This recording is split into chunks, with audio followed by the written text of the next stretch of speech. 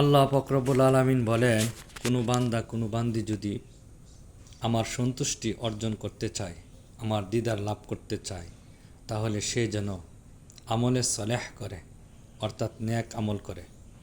আর ন্যাক আমলটা করতে হবে শিরিকমুক্ত ন্যাক আমল, বেদাতমুক্ত ন্যাক আমল, অর্থাৎ এই ন্যাক আমলের মধ্যে কোনো শিরিক এবং কোনো বেদাতের আসর থাকতে পারবে না। শিরিকমুক্ত বেদাতমুক্ত যদি ন্যাক আমল করা যায়, তাহলে ওই ন্যাক আমল আল্লাহ পাক রব্বুল আলামিনের কাছে গ্রহণযোগ্যতা, অর্থাৎ আল্লাহ পাক রব্বুল আলামিন কবুল করবেন। কবুল করার পর আল্লাহ পাক রব্বুল আলামিন সন্তুষ্টি হয়ে ওনার দেওয়া সবচেয়ে বড় নিয়ামত জান্নাত আপনাকে আমাকে দান করবেন।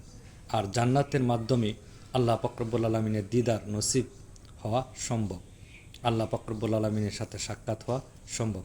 এই জন্য কোনো ব্যক্তি যদি আল্লাহ সন্তুষ্টি এবং আল্লাহর দেওয়া জান্নাত পেতে চান, তাহলে সকলের উচিত ন্যাক আমল করতে হবে। আর অবশ্যই ন্যাক আমলের মধ্যে কোনো বেদাত, কোনো শিরিক থাকতে পারবে না।